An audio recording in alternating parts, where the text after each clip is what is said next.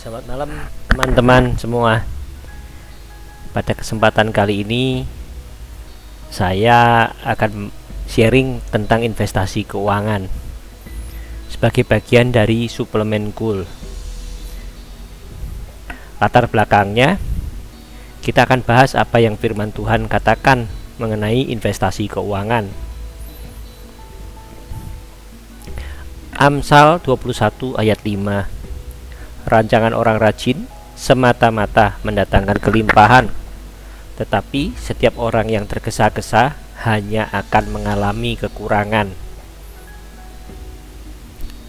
Nah, ini ada sebuah gambar tangan itu. Nah, rajin itu dalam bahasa aslinya itu digambarkan dengan orang waktu mau menabung itu pegangnya penuh, ditaruh dalam celengan atau tabungan, dan itu dilakukan terus-menerus atau konsisten, rajin, konsisten. Nah, kerangka Alkitabiah dalam berinvestasi yang pertama adalah menjadi orang yang rajin dan konsisten. Jadi, jangan menabung apa yang tersisa dari yang dibelanjakan, tetapi belanjakan apa yang tersisa setelah Anda menabung. Nah, jadi investasi harus dilakukan dengan tekun, konsisten, dan jangan tergesa-gesa atau ceroboh. Contoh praktek menabung itu dilakukan oleh Yusuf.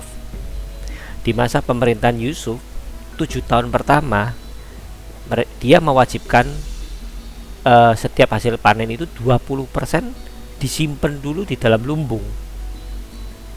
Nah, selama 7 tahun dilakukan dengan rajin dan konsisten. Hasilnya bagaimana teman-teman? Selama 7 tahun krisis kelaparan, Mesir mampu melewatinya dengan baik.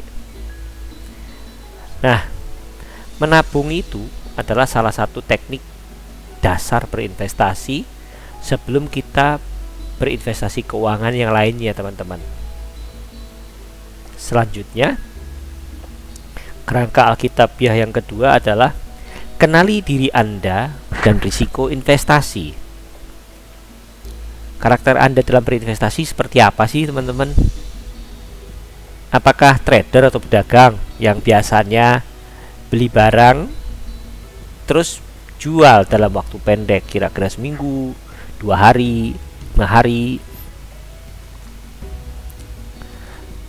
Kalau kan pasti cari untung ya kalau pedagang ya, teman-teman ya. Begitu dalam satu periode sampai 1 bulan nggak laku-laku ya, mulai dia berpikir kasih diskon atau dijual cepat. Seperti ini juga dilakukan di pasar modal, di transaksi saham, beli jual dalam waktu yang relatif pendek. Jual beli falas juga ada seperti itu.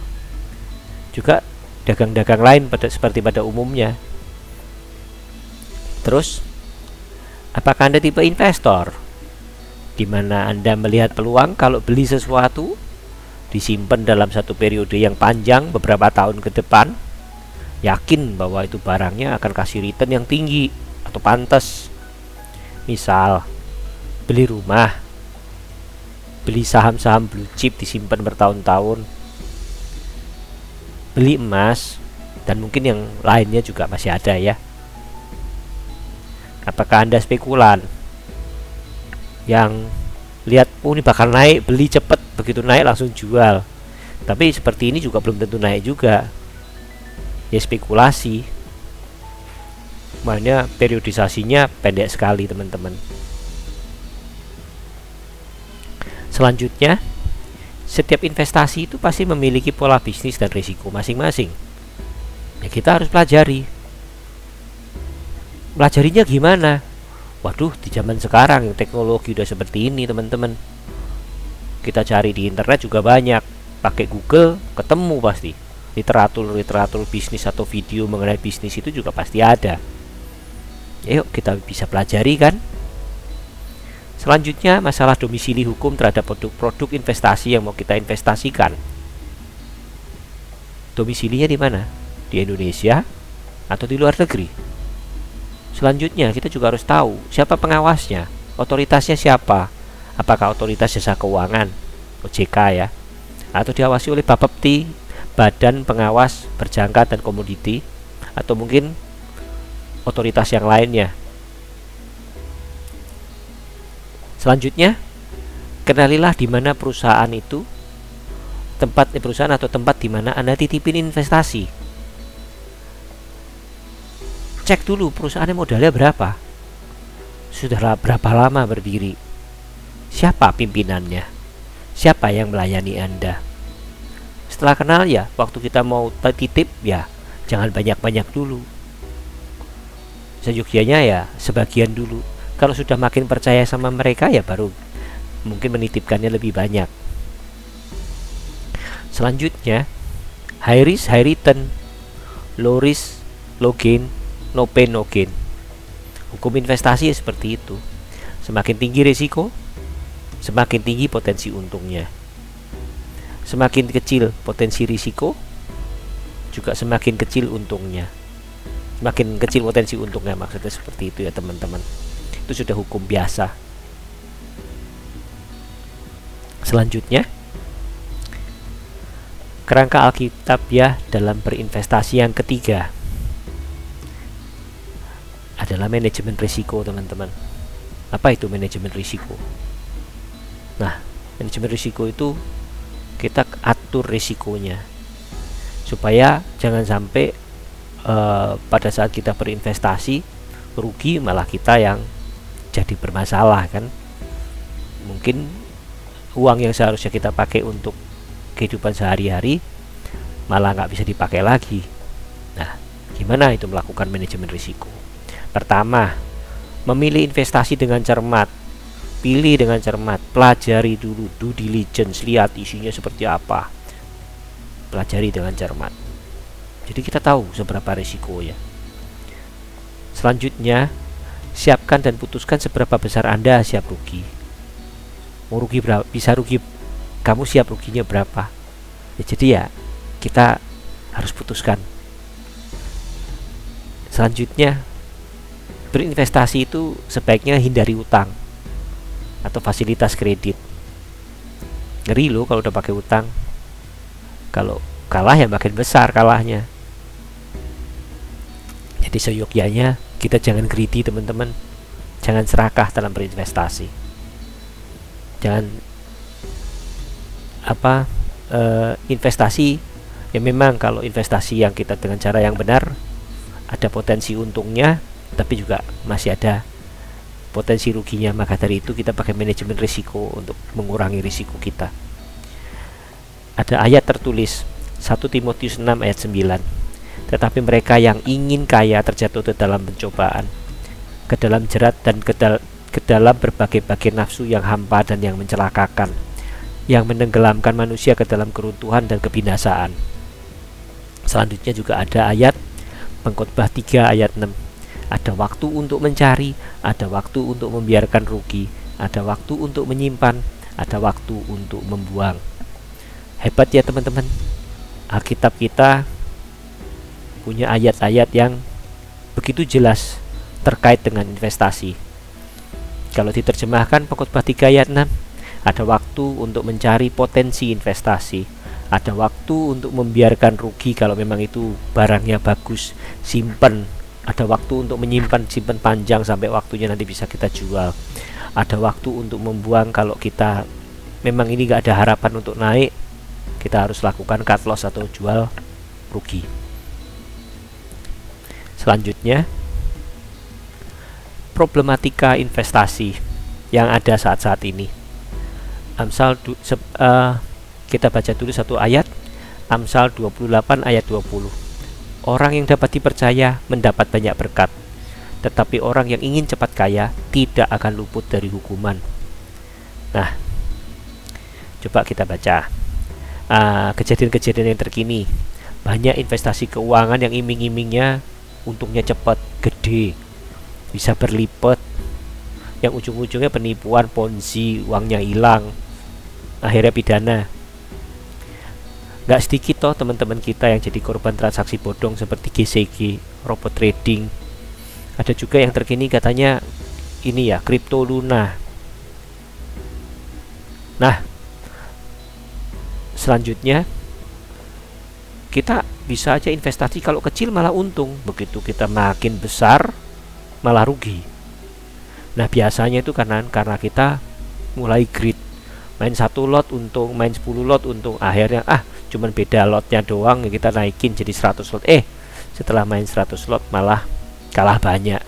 Biasanya itu orang-orang yang transaksi di komoditas atau berjangka. Ya, biasanya kalau kita makin greed, transaksi makin besar, malah akhirnya jadi kalah.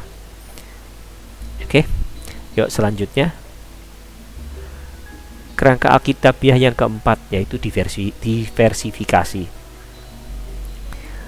Setiap produk investasi itu nggak ada yang sempurna, teman-teman. Setiap investasi pasti ada cara mendapatkan untungnya dan risikonya masing-masing. Nah, diversifikasi itu adalah salah satu hal yang perlu dilakukan dalam berinvestasi. Jangan taruh investasi kita, semua uang kita dalam satu tempat. Nah, Tuhan kita, Alkitab kita sudah jelaskan juga di Pengkhotbah 11 ayat 2 tuh, teman-teman. Berikanlah bagian kepada 7, bahkan kepada 8 orang, karena engkau tidak tahu malapetaka apa yang akan terjadi di atas bumi. Nah, luar biasa kan? Alkitab kita sudah menjelaskan salah satu daripada cara berinvestasi yang benar.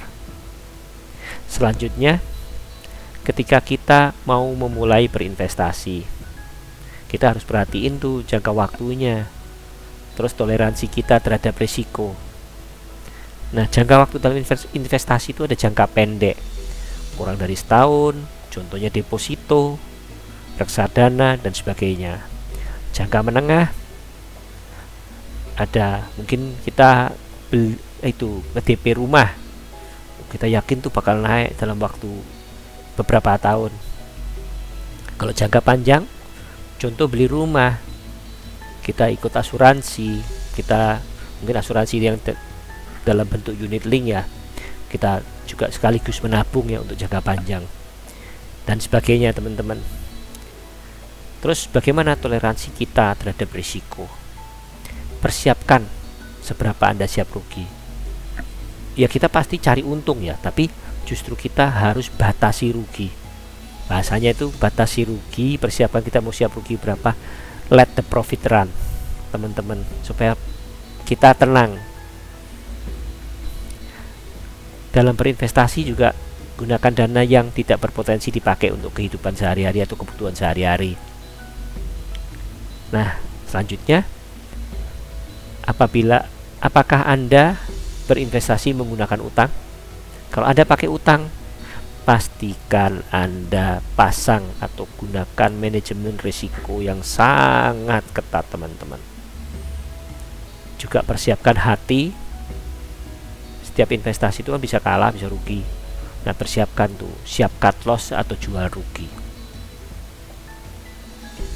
Selanjutnya, karakter investasi atau transaksi. Transaksi itu ada yang pakai serah terima barang, ada yang nggak pakai serah terima barang atau cuma hitung selisih doang. Nah, transaksi yang ada serah terima barang itu seperti transaksi saham di bursa efek. Mungkin udah seamless ya, kelihatannya seperti nggak ada apa-apa, tapi sebetulnya itu ada serah terima barang. Membeli atau menjual rumah, membeli atau menjual emas batangan, beli jual komoditas secara fisik, beli jual mata uang di money changer, dan sebagainya. Itu ada proses serah terimanya. Terus transaksi yang cuma hitung selisih, ya contohnya ya transaksi saham secara CFD. Kita terima sahamnya enggak. Kalau transaksi CFD kita cuma main selisih aja, teman-teman. Transaksi forex, komoditi, atau emas di pialang berjangka juga kita cuma main selisihnya aja, teman-teman. Masih ada yang lainnya juga ya. Selanjutnya, di sini ada pilihan-pilihan investasi keuangan yang niscaya sudah sesuai dengan aturan yang ada. Pertama itu tabungan dan deposito atau tabungan untuk deposito. obligasi, surat hutang, ada surat hutang negara, ORI, juga ada bonds perusahaan swasta. Selanjutnya kita bisa transaksi saham di Bursa Efek Indonesia, bisa main sendiri atau trading sendiri atau investasi sendiri atau dibantu oleh pialang. Terus manajer investasi, di situ juga ada kontrak pengelolaan dana, reksadana penempatan terbatas atau reksadana. Di situ juga sudah ada aturan mainnya yang cukup jelas. Juga ada investasi yang lain seperti properti, tanah atau rumah, juga komoditas, baik emas, CPO, minyak, dan sebagainya. Itu pilihan-pilihan investasi keuangan yang banyak beredar di pasar kita ya. Terus kalau kripto gimana? Untuk kripto memang baru mendapatkan itu ya, legalitas untuk perpajakannya.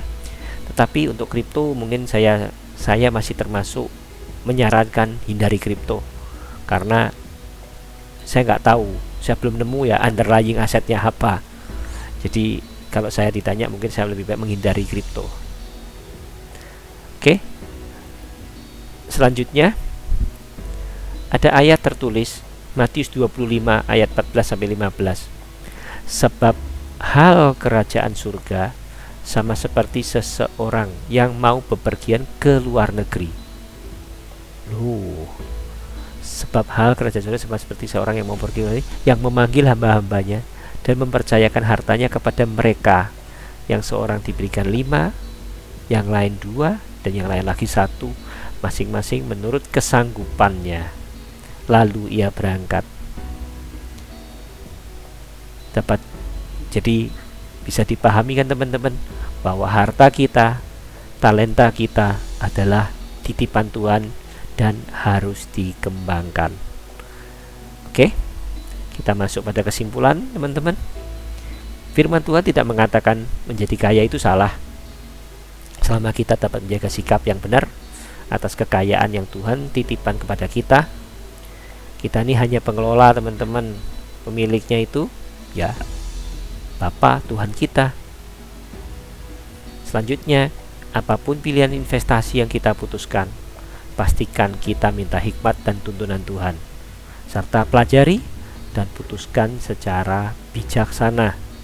Tidak hanya lihat untungnya doang, potensi untungnya doang, tapi juga perhatikan risikonya. Oke?